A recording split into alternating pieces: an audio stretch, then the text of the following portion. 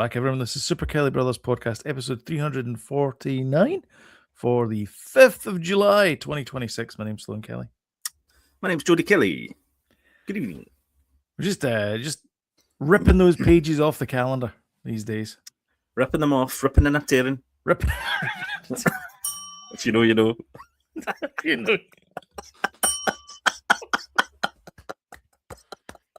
Bravo. Oh, dear. Well done. Shocking documentary if you've ever seen it. Yep. Yeah.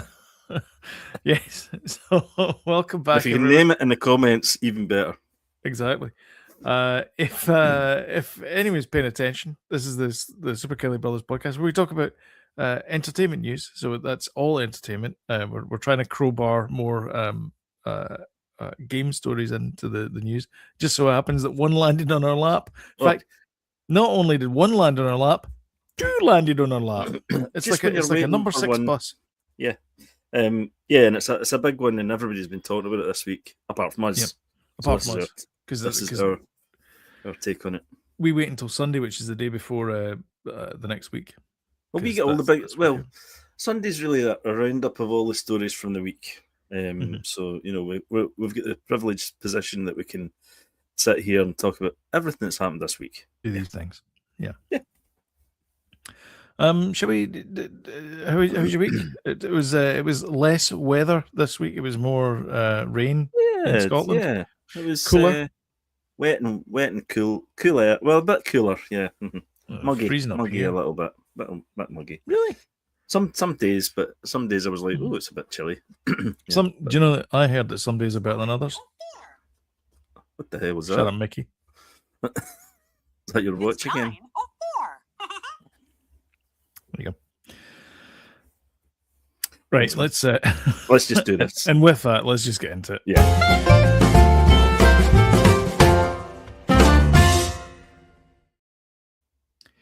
And of course, the big story this week is Sony is in the news. Yeah. Sony, yes, with the PlayStation. They announced that this is kind of on the heels of GTA saying you're getting an empty box. It's not GTA, Rockstar saying you get an empty box. You get an empty box and a code. Don't lose it. PlayStation has now come out and said we're not going to do any physical media from 2028 onwards. That's it. Physical media is dead to us. This is the company that brought us the Blu-ray. Well, yeah, I mean they pioneered all the kind of formats that you've ever owned, really. Yeah. I mean, I think the 3DO was the first one. Oh, I guess CD. Okay, we'll give Philips the thing with CDI was the first games console with CD, but it was the PlayStation that really kind of stamped on it because and this was their kind of cool thing moving forward was the first PlayStation you could play CDs on it, so the CDs you could play in there. The second PlayStation you could play DVDs on. Or the third one, where was the second and third one? Second and third one, you could play the DVDs on it. And the fourth one was Blu-ray, of course. Yeah. And so it went on progressively like that, championing physical media. And now they're like, yeah. It kind of sucks. It feels I mean, it probably doesn't mean a lot in the grand scheme of things because, the whole thing, you'll own nothing and be happy. That seems to be where we're headed. But to be a bit defeatist for a second, but it does feel like I bemoan the end of physical media. Like I liked putting a floppy drive into a computer and things like that. I mean, it didn't hold a lot of storage, but they were good. They were decent. Well, it's nice to actually own something that you've bought as well. Yes, you've got a physical thing. But did you not see it coming though? From Nintendo. Oh, 100%. Yeah. I mean, this is the way it's going. Nintendo, and everybody said it when the key card thing came out. Everyone said it that this is it. Nintendo set a precedence with both how much these things are going to cost and the fact that you're not getting a physical game anymore. It's just a sort of a key to the data type thing. But Sony have done this because they say it's customer trends. They say that it's the way that the industry's typically going because of customer what people want and how people are consuming their games. So, if that's the case these days, customers, these things change all the time, though. Yeah. And look at the amount of people that are going to go out of work with this. All the factories that make these games print off the labels. So actually, with that, jazz. so they're gonna discontinue, and one of the big factories is, I've lost the story now. I've lost the plot. That's there. So they've got an Austrian plant that makes Blu-rays, and they're actually currently being retrained to make optical micro lenses for per consumption applications. So they're just retraining into different roles, so that there's no job loss in that respect. But think of all the other things that are going to get the tail effect of that is, if this is the end of physical media, this is the end of game.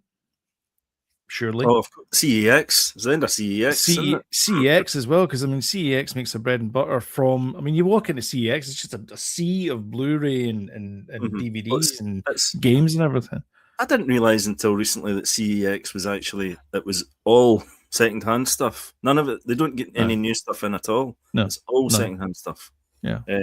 But that's for collectors, I suppose. It might exist, but then it's like a worm or a snake eating itself type thing. Eventually, Yeah. Do you know what I mean? It's going to eat itself. Somebody was making the argument that we never really had.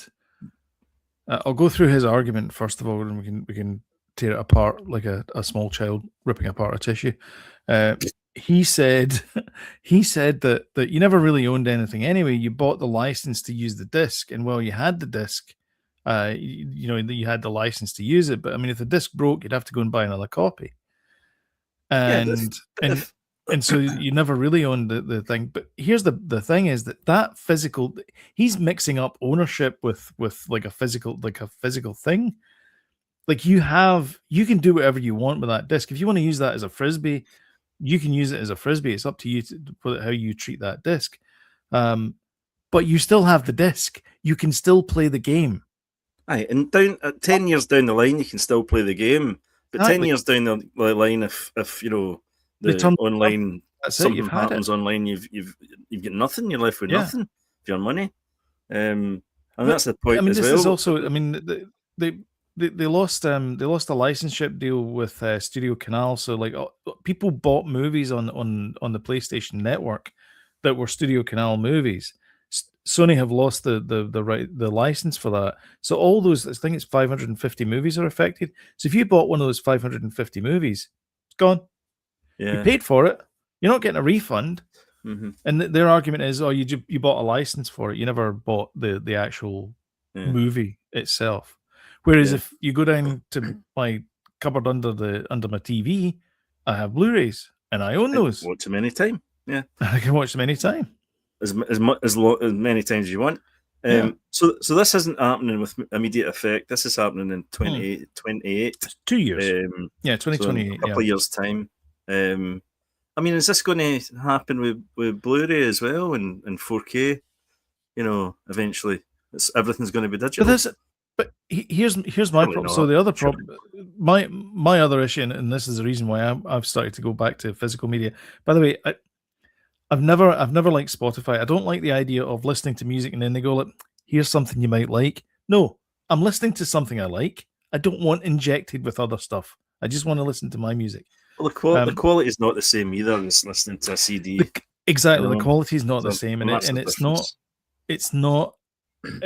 You can argue the quality and all that kind of stuff for streaming is pretty good, but if you live where I live, where my internet connection is not so good, then I'm not getting the high bandwidth, which when you compare apples to apples, and you compare a stream to comparing it to a Blu-ray, it's night and day. Like the Blu-ray just knocks it out of the water.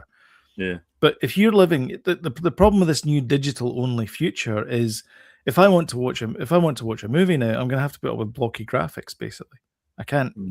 Like I can't get anywhere that. And if I want to have a game, I can't just go to a store and get a physical disc and then play it from that physical disc. I now have to download it, which with the connection I've got could take 4 hours. And by that point, you're like, I can't be bothered. And most consoles as well, when you start playing another game, you can't download as well. So it like stops you from downloading at the same time as playing a game. So you basically you turn your console on, and then you've got to just sit there with you like that and just wait for it to finish. Yeah, I don't like the idea of it at all. And it's like they're putting all their eggs in one basket as well. Do you know what I mean? It's assuming people live in cities, is what it assumes. Is that you've got a great internet connection.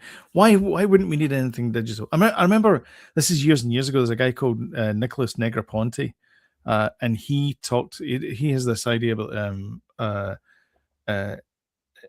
like why do we box up zeros and ones and put them in physical form and then send them out there? The network should be able to handle this and all that kind of stuff. And it's like, it's a great utopian dream to have this thing, but we don't have that. We don't have a great utopian thing. There's people who don't have access to a network.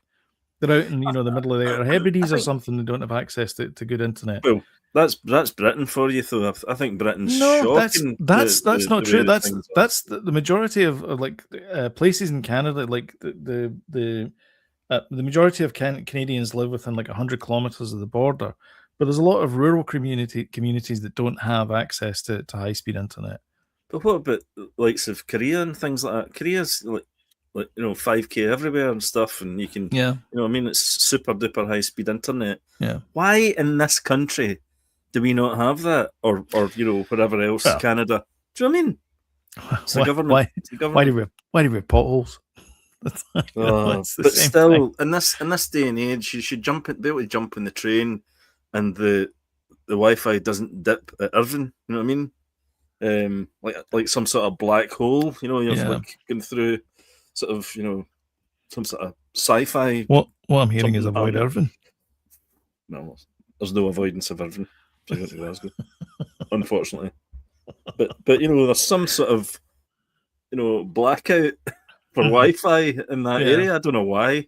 But anyway, that's a me problem, obviously. But there's bound to be other places like that in the UK and Canada and places like that. So I just and we're living in 2026. Why are we not driving about and flying cars? And we're going up to the moon on holiday. What's going on? I've seen people driving. I don't want them flying. Neds. We almost get T-boned at the same time by two different people coming out of the opposing junctions. We're heading on the road like that, and there was two cars, and they both went, "Oh!" Yeah. Today, nightmare. There you go. See, James. Good evening, James. There you go. I get bad mobile reception, and everybody does. Yeah, there's something about that. It's a black spot. I don't know what it is. Not only that, and this is true because it affected this very show a couple of weeks ago. So we had good weather, and the pub is just about half a block away from my house, and I couldn't get a signal. I had to switch to my backup because the one and only tower that we have was saturated by people in the pub watching the football. There you go, Sloan. It's official. You live on the wrong side of the tracks. You're a bad boy. I've known that for years. Years. Me and Jimmy Dean. What are you rebelling against? What are you doing? Exactly. I was more like Marlon Brando, but anyway. I was more like Marlon Brando. I was hoping you didn't notice that, but never mind. That's fine. So games are going to be in digital format, which is great if you've got high-speed internet. And if you don't, then it sucks. And also, if you're trying to preserve video games so that you can play them later on, you basically have to keep the consoles in pristine condition. And by the way, consoles, I mean, if you watch the retro gaming videos that I watch, most people are going out there with a soldering iron, taking apart ZX Spectrums and trying to get them to work again after 50 years, 40 years. Yeah, and it's going to be the same thing if you're trying to play I don't know, Uncharted 15 or whatever. Yeah. Well, do you know what Sony have done as well? They've shut down the services for PS Vita and PS. I was going to say that, PS Vita and PSP or Am I right in saying that? The PlayStation 3 and PS Vita. PlayStation 3 closed and them PS down. Vita. Yeah. Mm-hmm. Yeah. I mean, So, you know, the PlayStation 3 was closed. The sort of they discontinued it in 2016, and the Vita was 2019, I think. Yeah. So I mean, they're fairly old consoles, but a bit. I mean, what I dislike is what does it say in here? I think there's still life in the Vita, though. You know, I'm kind of surprised at that one, but I don't know. I'm not surprised at it in these days. You know, the way things are going, but it's sad times because, you know, for collectors and things like that, to have something tangible in your hands and you know, to start a collection for this next gen of stuff, you have nothing to show for it, and then you're going to have to. You've got the problem of either buying a massive internal memory to go in your memory socket to expand your, which costs a bloody fortune. It certainly did for the PS5. And you know, you're constantly going to have to shuffle your games about. You know, take that game off to put this one on. And, oh Christ! I mean, there's debates in the European Parliament about this, saying that, you know, video games are part of the zeitgeist. They're part of culture, and to make them digital is to basically sort of take the culture away. And I think it's a good point. Yeah. But it's not. It's like I've heard arguments as well about, you know, oh well, you know, it's, you know, music does that as well because we stream music, we don't pay for music and so on. But still buy the CDs. The difference is it's 99 pence a song. It's not £100 for a video game. Sorry, it is £100 for a video game. It's not, you know, £100 for a song. So that's the difference. Well, not 100, but well, it's getting there though. I mean, GTA is what, 80 quid or something? 90 quid? 89. 89. Well, there you go, 90 quid. So I mean, that's not a kick in the backside off of £100.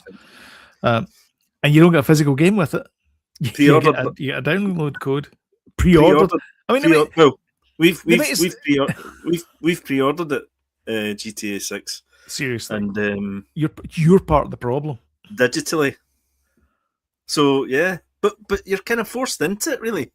You know, what, like cattle towards a slaughterhouse? You know, it's not like, because, well, I remember when the Switch first came out and you pre-ordered Mario Odyssey, and well, that wasn't actually when the Switch came out. That was kind of slightly after the release of the Switch. But anyway, you pre-ordered Mario Odyssey, and you got like a freebie. You got a hat with the eyes on it, you know, and stuff. You know, and it'd be nice to pre-order a physical copy of GTA 6 with, you know, I don't know, like a pair of sunglasses or something, fancy sunglasses or something like that. I don't know. Yeah, you know, be nice, but you know, postcard from Vice City or something. You can have. So basically, what they're going to do is have empty boxes with a printed card with a code on it. Is that right? Is that what's going to happen? Hold on to that thought. Oh, okay. Sloan's a way to get something for you, everybody that's listening in Audioland podcasts. I don't know what he's going to produce here, but he's got something in his hands. I think it's one of these games. It's exciting. I'm not entirely sure. Let me just check. Right, okay. There you go. So this is physical. This is for the BioShock, this is BioShock for the Switch. Yep. And inside, I'm gonna try and cover this up because it's got my code. That's it. That's all you get. Yeah. So that'll be what you get. Yeah. That's what you get. That's what you're gonna get from now on. Is a plastic, basically landfill with a card in it with a bit of code in it. Yeah. I mean, Nintendo softened the blow and pretended you were getting a cartridge by putting a key card in there. Yeah. But it's not. They might as well have put a bit of cardboard with a code on it. Yeah. Well, that's which is what they did with this. This is Nintendo. Yeah, I know. I remember they did those because they were set, because you could get games and kind of for cheap, and I'm like, why is that so cheap? Yeah, and you realise that's why in small letters, no cartridge inside. Strange enough, that's That's actually, I got these two for when Game was closing. Remember a couple of years ago, Game was closing, and this was my impetus to change over because I was in Canadian region for my Switch, and of course I couldn't redeem it because these are UK. Yeah. So I had to change over to UK. I mean, I have a lot of digital. I have a lot of digital friends. I have a lot of digital games on as well. Most of my Switch library is actually digital games because most of them are kind of inexpensive throwaway items that you think to yourself, well, I'll play them for a year and then I'll get bored and then I'm not going to go back to them again. Well, or I'll just have them for a quick blast. But I would bemoan the idea of paying, like I think I paid £2 for this. I mean, it was not a lot of money back then. But if that was a full price game and I opened up and there was a code inside it, I would not be happy. No, I mean, to be fair, a lot of the indie games do not come out as physical anyway. Because they just can't afford to release this physical. Yeah. Limited run games do they pick up some of those. I think Shovel Knight came out as a physical copy. Those kind of things. Yeah, but there are kind of companies that will do physical copies of kind of cult classic type games, but in the main, if I mean, I got Cuphead. I don't think originally that was a physical copy, but I got it recently just because I wanted it as a physical copy. Yeah, I just feel as if it's right if you really like a game to have it as a physical copy. Even though I've had it for forever as a digital download, but I thought I'll get it a physical copy. It's nice. You're kind of you can looking along the shelf and you go, oh, I'll listen to this, or I'll play this game or whatever it is, and you can sort of pick it out. And it is nice just to have something tangible to have. Yeah, I know. I mean, the Switch has always lended itself to being a kind of an digital iPod console. type console, touch screen and all that jazz. It kind of lends itself to that. Do you think it's like it's a convenience thing though for people? Like you're saying that earlier on about Sony, they're saying that this is the customer wants trend. This. It's a customer that wants this. Is it just a convenience thing where it's like okay, I'll just download it and then I'll be honest with you. I think go down a store. I think Sony has put us down this path. I'll be honest with you, and made it easier to do than go down the shops and buy it. You're like, I'll just I'm bored buying it. I might as well just download it. It's the availability factor. And the laziness of consumers probably. Sitting in their basement with their neck beards and all that. It is also That's not a basement, by the way. It is this. The third floor. Before it says it. 50-year-old man. I used to be in a basement, but I got better. That's the thing though with the digital media making it easier for people to just have access to. Just go like, I'll just get it. Yeah. Especially if your account is tied to a credit card, you can just go, I'll just get it. And you even think easier. about it. Aye. Yeah, exactly. Yeah, it's that ease of access. Same thing as Spotify and Apple Music and Tidal or whatever. But it feels as if all these Sony's forced us down this road. Nintendo forced us down this road. Xbox. I mean, the Xbox, the special editions of the consoles, they don't come with they're digital only. They're no drives. But that's what I hate about it. They force us down this road, and we complain about it, and then like that. Well, this is what you wanted. You wanted this. Yeah. You wanted touchscreens in your cars. Yeah. So I don't know. Obviously, we're physical people. Physical media people, not physical. I am. I don't know. I know that's empty. All my CDs are over there just now because I'm moving them back. But I like in the morning when I go up and I pick up like 3 or 4 CDs. To be honest, it's mostly Boards of Canada just now. But such a banger of an album that. But as actually, I pick a. Do you think it's a wee bit overproduced compared to the other albums though? Maybe. Well, yeah, I think it's a maybe. bit overproduced Yeah. compared to it's a bit polished. I like it. Yeah. I like their kind of rough around the edges stuff. But anyway, Uh, we digress. Actually, well, yeah, it's either that one or this is true. The Christians. Do you remember the Christians? The band, the Christians. Yeah, of course. I loved their first album. Is just perfection to me. I loved that album, and I found it in a thrift store a couple of weeks ago. Wow. Yeah, and I was like, fantastic. That's coming home with me. Wow. So it's either Boards of Canada or Christians. All The right. last That's couple of weeks. very, very different. I know, bit weird, but anyway. But here's the thing. So I'll pick 3 or 4 CDs out, and then that'll be my listening, and I'll just flip between them, and my stereo there. Mm-hmm. And it's nice to do that. You just kind of leaf through it and go, oh, Kate Nash, perfect. I've got a fancy a bit of Kate Nash today. There's something nice about it. There's something nice about picking out physical media. Whereas if you go to the Switch, you just kind of, it's that bloody Netflix thing where you go and like, you just see it all in front of you, and you're like, ugh, can't be arsed. Everything, like everything now.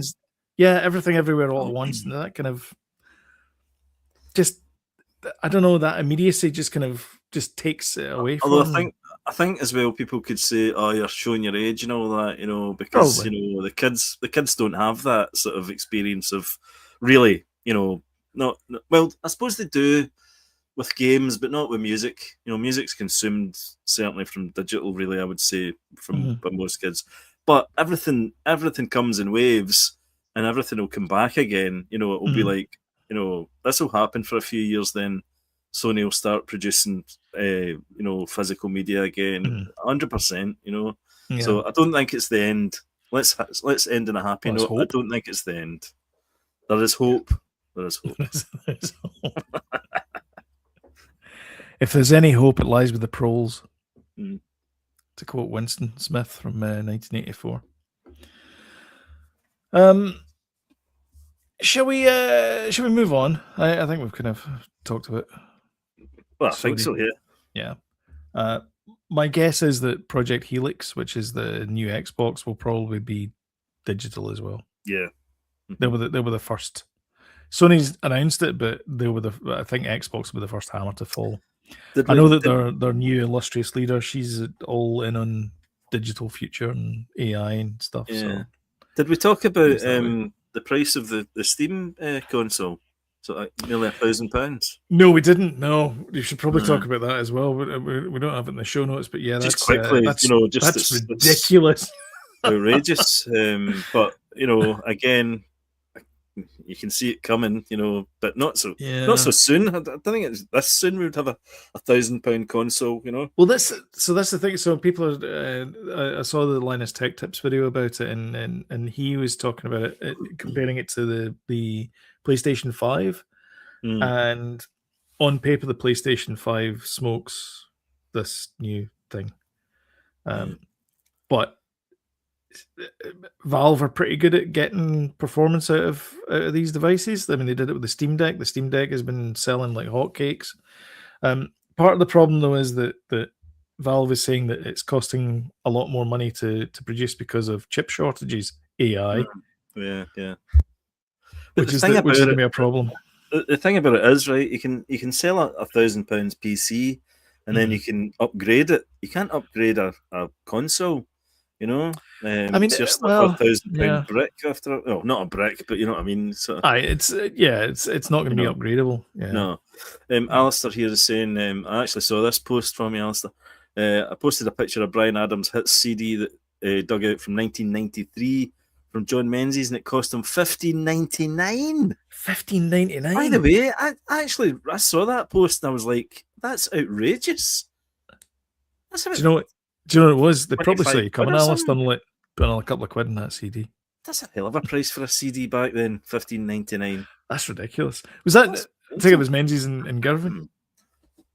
Rip-offs, absolute rip-offs. I did a wee Christmas display for them one year, and I got a box of 5 C15s as my payment. Aye. So there you go. See, you can get something for free at John Menzies. I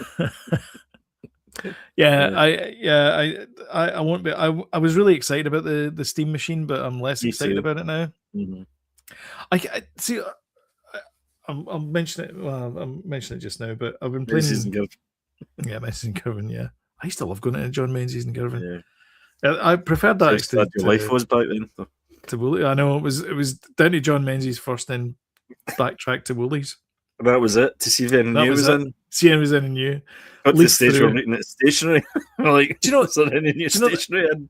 And we'll probably lose viewers when I say this, but that's probably the reason why I think one of my favorite Genesis, I know it's not your favorite one, but then there were 3, is because I loved the front cover of that. Yeah. Like when you were leafing through it in Woolies, every time I would pick it and go, what's that? I go, oh, it's that one again. And then put it back again because I didn't know who Genesis was at the time because it was only like 8 or whatever. Anyway.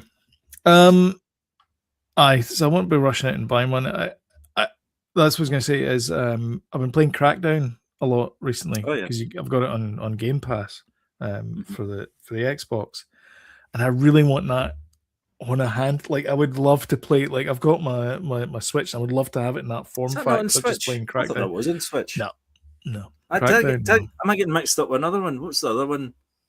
That was a kind of GTA rival. I'm sure it was Crackdown. Oh, no, Crackdown's. Well, I guess Crackdown's a bit of a GTA rival. I'm sure one of them came out in the Switch. Anyway, don't know. Yeah. Tell us if. Let's move on to the next story in the rundown, which is it's not looking so good for the old Supergirl. Wow. 74% drop. Wow. So let's just go through the things here. So Minions and Monsters got released. This is again, it's a bit of a slow news week. This is because it's July 4th in America. Happy July 4th to Americans. Where you got independence from some small country in the North Atlantic. No, they were bitter. Not anymore. That's for sure. We're still in the War of 1812 to go through. But anyway, they've made Minions and Minions and Monsters. Got released in this week and got 159 million worldwide. Mm-hmm. It did not do well domestically. They only got 60 million domestically, which is James said he got a good. James said he got a good sleep through it. They went to see it. He did. He did not. He did not enjoy it. No. Toy Story. Do you want to hazard a guess as to what Toy Story has earned so far to date? 650 mil. Oh, you're so close. 650. If you just reverse that around, add another couple of million. 764 million. Oh, nice one. Yeah. Yep. Very nice. Very nice. Very nice. Very good. Supergirl. Do you want to know how much Supergirl was not made? Good. Well, apparently it's on. So it's 74% plummeted this week from the previous week. 100 million they've made. So what's it in total then? They're set to lose 120 million. Right, so it's not breaking even. It's not breaking even at all. By the way, this James Gunn. Do you not think this James Gunn era has not been great? No, I think it's been terrible. I think it's been worse than it's been awful than the Snyderverse. Actually, Snyderverse was better, and that's a hell of a thing to say. Yeah. We get some comments here. Sorry. This is you. See, really? This is your fault, Sloan. Alice is saying, even bought Marillions live from Lorelei on VHS from Menzies and Girvan. I saw it sitting on the shelf. Had a fit, ran over to my mum, who was working in Spa, and asked her for the money in 1992. I bet it was cheaper than your Bryan Adams CD. I had to go to Virgin Megastore in Glasgow to get my copy of Live at Lorelei. Oh, there's an interesting thing, James. Hello, James again. I think the World Cup has affected cinema box office. I don't know, because it's kind of funny. Well, maybe actually, because it's funny. The times are funny shown here, but in America, obviously, they're kind of reasonable times. Right. But America doesn't like football that much. Does it? Enough soccer. For it to soccer. I call it soccer. No, they don't like it that much. I don't think they like it that much that it will affect the cinema. Don't know. I think they're beginning to realise that maybe there's other sports out there that are much more popular in the world and they have a bigger fan base than, say, American football. Yeah, and baseball. And The baseball. World Series. The World Series, yeah. World Series, where they just play in. That's right, yeah. That's like well, no, that's not. narcissism. No, that's not true. The Blue Jays play there as well, so there is a Canadian element to it. Oh, all right, okay, good. All right. One team. Right, yeah. James is saying the last USA game got a good rating. Is that rating? Yeah. But they're it's picking up steam though. I think football, because like I said, that the Americans are finding out that the sport exists. I think after it's not the first time the World Cup's been in the USA, but I think this time they're maybe waking up to it. Maybe, I'm not sure. But but this is the biggest fun competition though that the World Cup's ever had, because it's the most teams, isn't it? Is this from Trump? Is that a quote from Trump? No. This is the largest. It is. It's the biggest. Well, it's because it's over 3. It's not just America that's hosting. It's Canada and it's North America that's hosting. It's Canada, Mexico, Mexico. It's Canada, Mexico, and America. Yeah, it's, you know. But it's funny because the 3 countries that are hosting. Which, by the way, Charles said I'm actually head of state and I'm actually hosting the World Cup as well, which I thought was very funny when he was talking to Trump. Well, also they're the first country to have a country that they're at war with in the World Cup. No country's ever done that. Invited the country that they're at war with to the World Cup. To the World Cup, yeah. Interesting. Yeah. Yeah.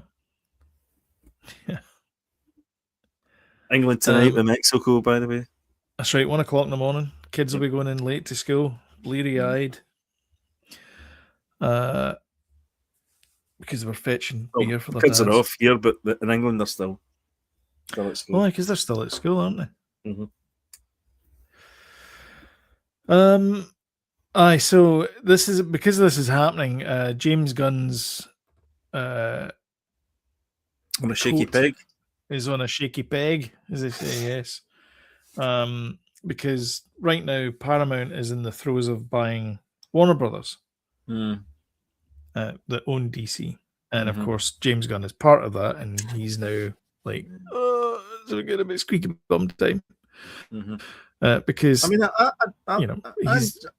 he's not exactly pulling it in. No, I enjoyed Superman, but it was very much. Yeah, I did. Yeah, I know you didn't, but it was very James Gunnish. And then we've got the same thing again. A movie he didn't even direct, with Supergirl. The James Gunn stamp all over it. It's very James Gunn. Yeah, very, very Guardians of the Galaxy and all that.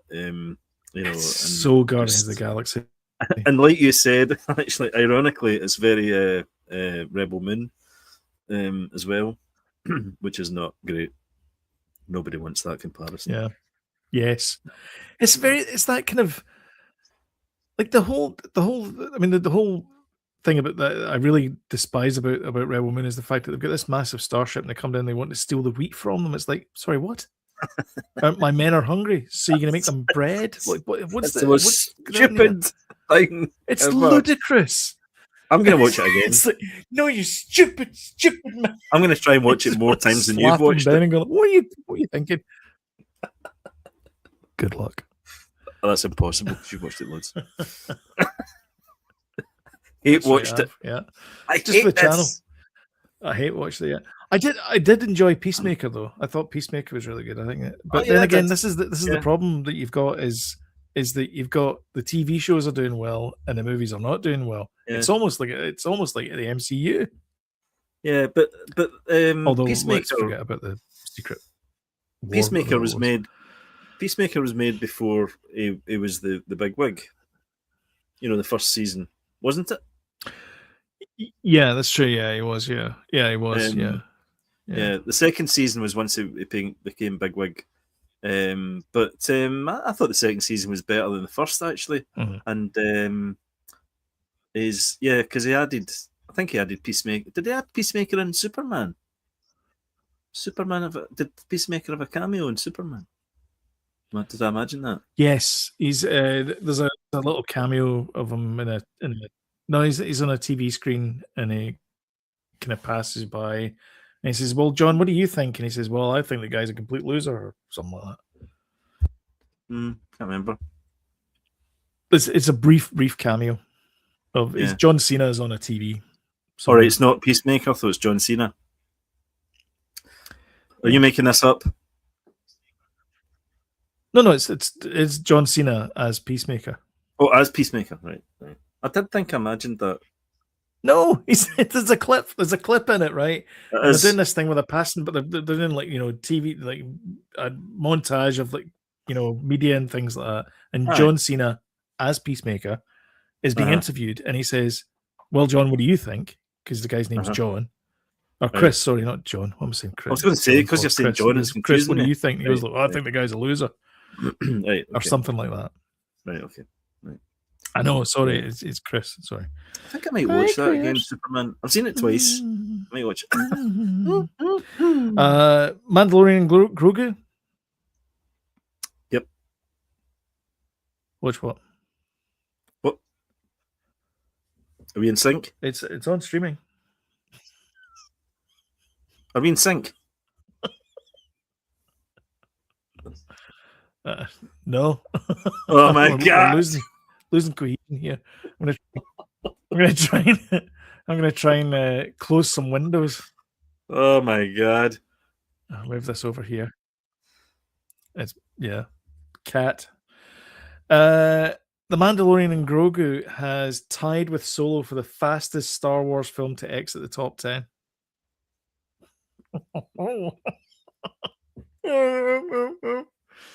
So yeah, there you go. Not great, but there you have it.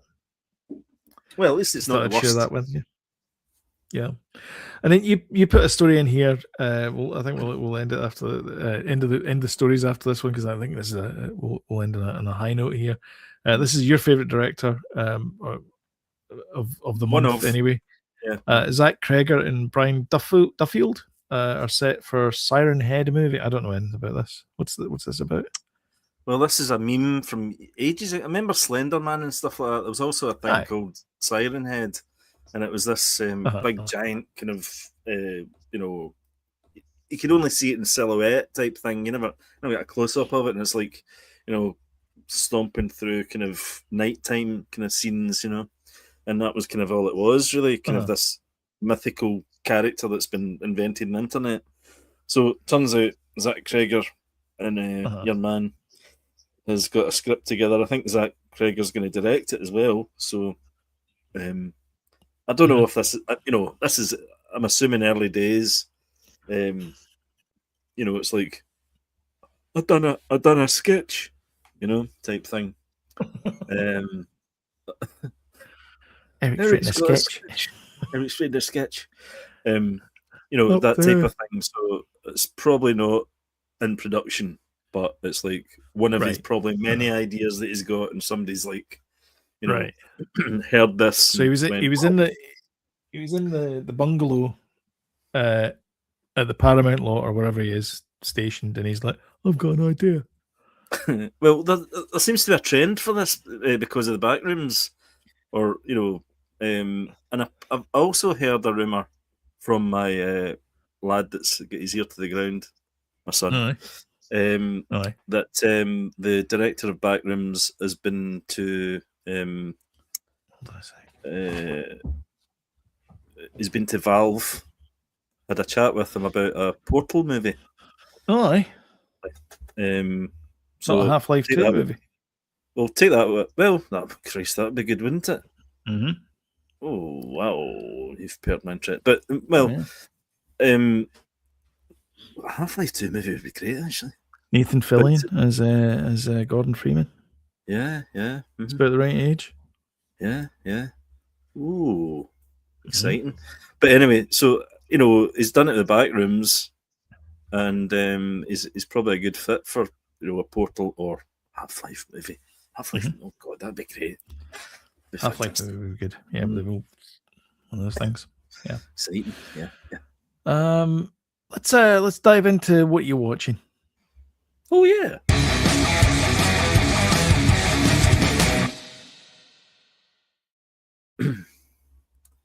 What are you What are you watching? Hey, Mickey.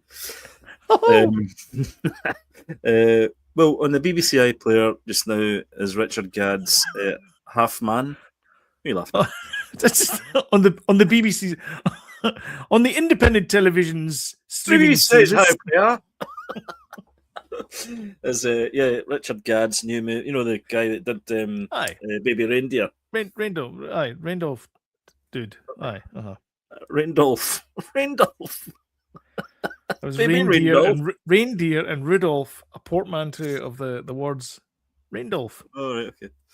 Anyway, Jamie. Oh God, the Jamie. Is it Dornan that was not Dornan? The Billy Elliot actor. Jamie Bell. So he's in it. So they're the adult versions of the kind of 90s. Most of it is set in the 90s, you know, when they were students and stuff. Oh, it's set in the 90s. Yeah, you know, one of those ones.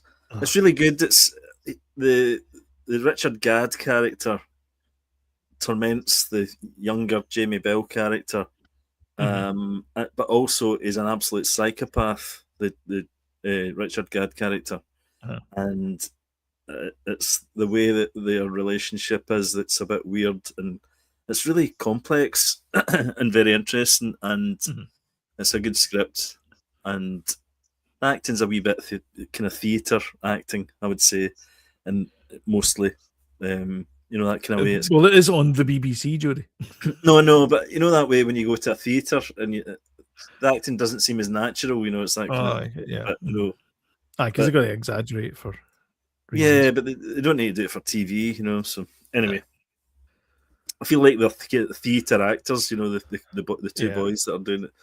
But it's a belter, it's a cracker. So far, we're halfway through it. It's only 6 episodes, halfway through, but highly recommend.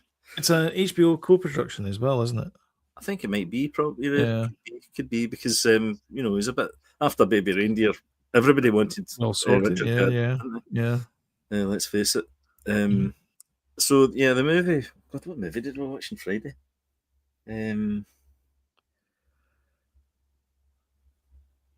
So that's a hard pass from me. I watched. Do you know what I watched? While I'm trying to remember that, I watched a documentary about Brian Eno. That's out. It was out a couple of years ago. And I thought it started off so pretentious. It was all this kind of, you know, interference and stuff, and him kind of talking. And I was like, oh God, this is going to be crap. It's brilliant. Absolutely brilliant. He's dead.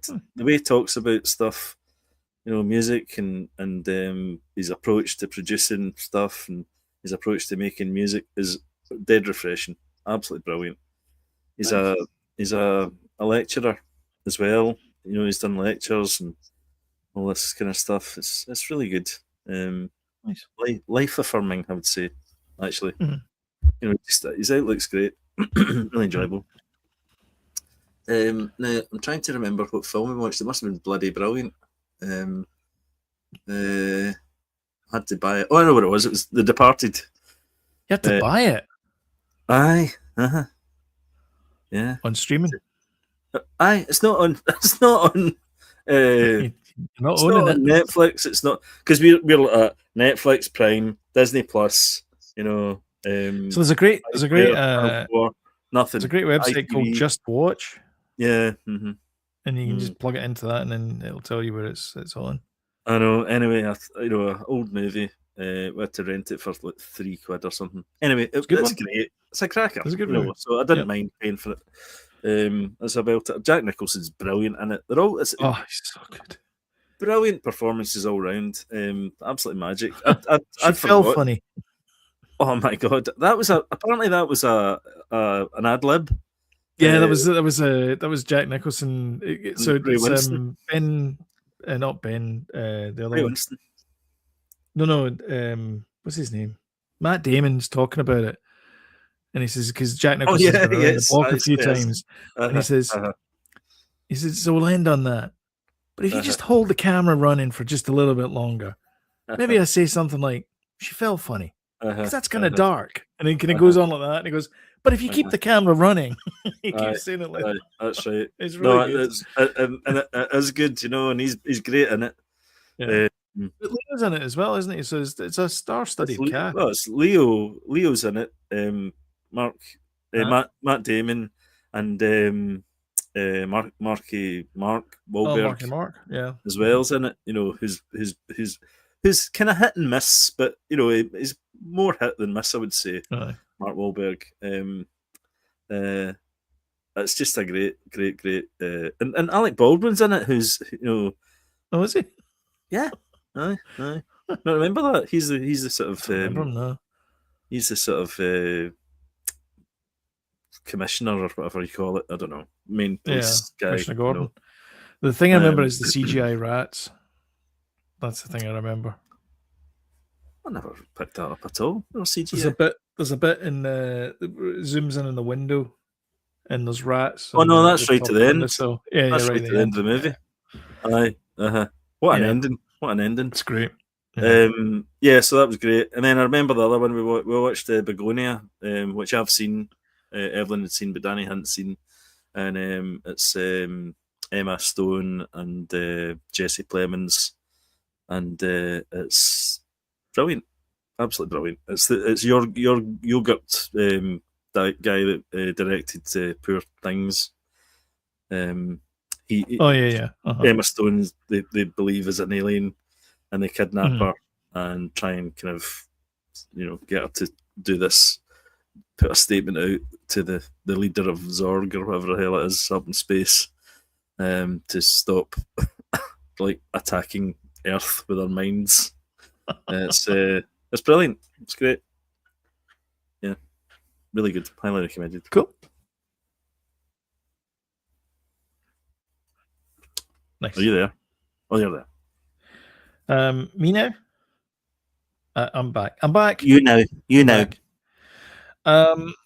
It's me. Wednesday watched one of the worst movies I've ever watched in my entire life. It's called The Internship, and it's not the movie you think it is. Oh, with Robert De Niro? No. No, that's not is that not The Intern? Not The Intern, sorry. Yeah. The Internship, which you might be familiar with Owen Wilson and Vince Vaughn. Oh yeah, Evelyn watched that. It's not that. Right. It's a movie that's straight to streaming, and it's about the MTV CIA guys. You went down a few tiers there. It's not that. It's not that. Hold on. Low bar stuff. Anna Marie has chosen all these movies this week, and by the way, they are some doozies in here. Right, don't let her do that again. So much so that my last movie will end in a high. Well, in fact, we'll end on a high note, which will come apparent later on. Okay. So watch The Internship. Basically, it's about these agents who are trying to discover who they are, and then there's like a massive twist at the end that you can see coming down Broadway. It's the worst movie ever made. I'm not gonna don't watch it. Right. It's half a star. It's almost as bad as Melania. Anime started watching Gone Girls, which is about this killer in Long Beach, Long Island. Yeah, that guy. Mm-hmm. The subject matter is grim, obviously, because it's about a serial killer. But I don't know. I think he's one of the most boring serial killers out, though. Do you not think so? He gets interviewed on TV. Boring. Yeah, he got interviewed on TV, and I'm like, oh my god, this guy. And don't get me wrong, I know that he murdered people and stuff, but just throw away the key. Don't make documentaries about him. Don't give him that. Just throw away the key. No, don't. No. Still watching Star City. I love this show. Yeah. This is great. Have you watched all? Did you watch All Mankind? No, didn't watch a thing. Have you not? No. You went straight into straight into Star City. Bleak, check. Russian, check. They're doing it with English accents, check. Yeah. Well, they're not doing it with English accents because obviously Risa Fans is Welsh. She's doing it with his Welsh accent. So you're going, why don't you tell the comrades to? It's very funny. He's good, isn't he? He's fantastic. And Anne Marie She's Martin, brilliant. I think it is. Brilliant. She's just she plays the commissar of Star City, She's and she's brilliant. the sort of head investigator from the KGB, comrade corporal or a comrade whatever the big whatever it is. I think she's brilliant. I think if Olivia Colman didn't exist, then she would be like, up there. Yeah. For Hollywood, movie, the next kind of thing. Or maybe she still is. I don't know. Maybe she is. Yeah. But there's another girl, and she plays this kind of like mousy secretary type character. Right. She's really good as well, and Yeah. she's been sort of tapped by Anna Marie Martin's character to be like the next big thing, because she sort of sees potential in her, so she's trying to push her to be more like her. But of course, she's not like her. She's she comes from the sort of aristocracy type part of Soviet Russia. Yeah. So it's all this intrigue and stuff. It's brilliant. It's really good. And then they've got like moon missions and stuff inside. It's brilliant. It's really good. We watched our Friday night movie was The A-Team. Yeah. Solid movie. Solid. One of those solid 7 out of 10 movies that people talk about. Yeah. It's very enjoyable. It's take your brain out, put it in the jar beside the lamp, and just enjoy the movie. Yeah. Silo's back. So I watched the first episode of that. It's now it's split into 3 books. There's 3 books of Silo, and they've done the first 2 books. Sorry, they've done the first book, and then they're moving on to the second book. And the second book is like a flashback to how it all started. All right. And then it goes back to the other one. So there's only 2 seasons left. So this season is basically the second book, and then the next season is going to be the third and final book. So, and I like the way that they're doing it as well, where they're like, that's it, they're not going to do anymore. And it's great to see Rebecca Ferguson's character back again, because I think she's a fascinating character, and I love the fact that Common's in there as well, because he's a fascinating character, and it's just great, so good. Yeah. So Anime got to choose. So that was 3. So there's 3 movies. So there was she chose A-Team, that internship thing, and then Enola Holmes 3 is out. Oh, sorry. And it's not directed by the same guy, and I'm pretty sure it's written by AI. It's utterly unwatchable. It's so bad. Like the first one was bearable, but I don't think I would pass that. By a donkey. No, the second one was good as well. I like the second one. The second one was fine. The first one's great. Second one's good. The third one is don't bother. It's utterly terrible. Anyway, so I needed a palate cleanser. Yeah, I'm like, I need a palate. I can't do this. Can't do nonsense this anymore. Can't do this anymore. So I started watching it last night, and I actually fell asleep. I was too tired to watch the rest of it. But I watched the rest of it this morning. I know, Jody, it's exhausting watching these terrible movies. I know, it's so good I fell asleep. Close Encounters of the Third Kind. Yeah. And the reason why I wanted to watch it is because I wanted to compare it to Disclosure Day, because it's kind of similar themes and all that kind of stuff. I have to say, I mean, if you take Disclosure Day as a remake of Close Encounters of the Third Kind, Disclosure Day is a much better movie. Whoa! Yeah. Are you serious? I'm serious. Yeah. No, it's not. No, it is not. Yeah. It isn't. I don't know, man. I fell asleep. So. Oh man, no! You're so wrong. Are you joking? No, I'm not joking. I think it's a better movie. Nope. No, I'm not having that. It's not. Like, it's not. Outside. Fight. Who's going to hold our jackets? It's raining, by the way. Do you want to leave it until Monday? No, it's not. You're wrong. I'm not saying that Close Encounters is a terrible movie. I'm not saying that. I'm just saying that I think Disclosure Day is just a little bit better.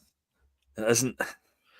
It's not even in its ballpark. No chance. Isn't it though? No, not a patch. Close Encounters, the payoff is just so much better. The mystery is so much better. The acting's better. The special effects are a bit ropey. The bit with the alien at the end with the weird hand thing. Oh, what version did you watch? Did they get on the ship and went away and then they saw the inside of the ship? No, not that one. No, the one where he just goes away and it says directed by Steven Spielberg and it just disappears in the sky. There's a few different endings. No, it's not. I mean, Close Encounters is a superior movie in every way. Way. Okay. Beg to differ. We will have to disagree. The Blu-ray that I've got, I bought in Canada for buttons, and it was unopened, right? So it was the first time I opened it, and I was like, "Oh, I don't even know if this works on my Blu-ray player." And it said ABC in the back. I was like, "Oh, it's fine." So it works in B region. Yeah. So I cracked it open, and inside it says disc 1. Mm-hmm. It's only a 1-disc box. Disc 1? Oh, disc 1. Uh-huh. And there's only 1 disc in it? There's only 1 disc in it. Right. So did they just mass produce these, and put a special edition one and put another disc inside it? Or maybe, but they just put the same label. Yeah, they just printed the same one because it's probably cheaper. Maybe, yeah, maybe. Oh my god, so lazy. That is lazy. Well, that's bad. All right, I'll give you that. Bad, that's bad. Oh, and did I say we watched? Oh god, what was it? What was the James Bond movie we watched? Living Daylights. We watched Living Daylights again. All right, okay. I misremembered that movie. I actually thought it was really good. I don't know if I've actually seen the Timothy Dalton ones.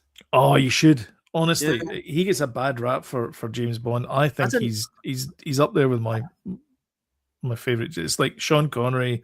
Really? Daniel Craig.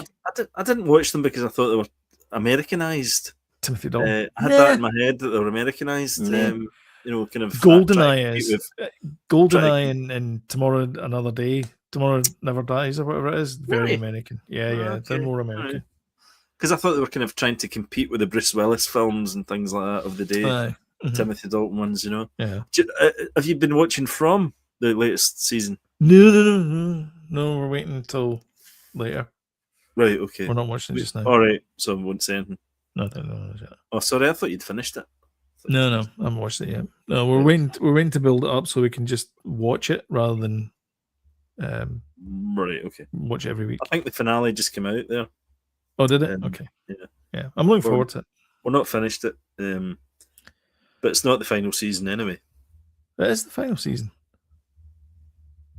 Is it? This is it. This is the one and only. It's 4 seasons. All right. Okay. All right. Yeah. All right. Cool.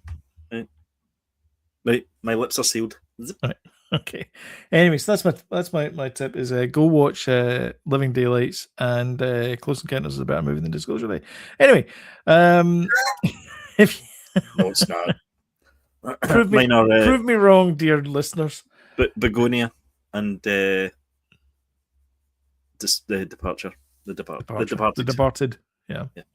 If you like what you see, don't forget to smash the like button and share on social media. And also, thank you very much for comments as well. It's always appreciated as well. And also showing up live as well on a school night. On a school night. Or are you waiting for the England game? Like I am. Yes. Thanks, Alistair. Thanks, James. Cheers, Alistair. Cheers, James. And also, if you got this far, you might as well subscribe and hit the notification bell. And you get time to remind us when we put something new up. And thanks for new subscribers as well. Yes, a few new subscribers this week. Fantastic, yeah. Brilliant. On that, we'll see you guys next week, 9 p.m. UK time, Sundays. See you then. Bye-bye. Cheers, guys. Bye.